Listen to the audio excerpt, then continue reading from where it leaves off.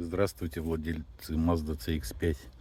Ситуация такая, вот уже целое лето присутствует стук, вернее такие щелчки металлические при проезде неровностей. Уже 5 раз побывал в сервисе, поменяли шаровую, стайку стабилизатора, протянули все, но щелчки никуда не деваются. Последнее сказали, надо рулевую тягу набить смазкой где-то, мне там вычитали в сервисе. Ну, что-то я подумал и решил вот снять жабо и протянуть вот эти болты, которые крепят, так сказать, стаканы автомобиля. Сейчас я их попробую протянуть.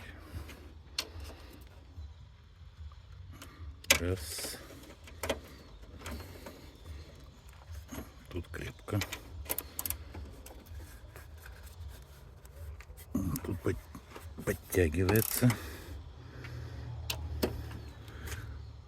Что-то стук, вот подтяжка идет. Ощущение, что это вот стук отсюда.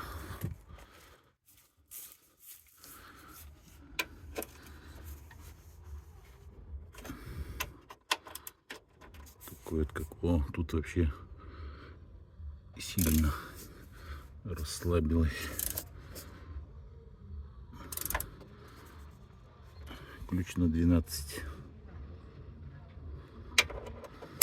Сейчас вот протянем эту, грубо говоря, своего рода растяжка, которая раньше в девятках стояла. На всякий случай все протянем. Ну вот здесь хорошо было, и там расслаблено. Я думаю, сейчас это все поможет. Ну, жабо снять легко.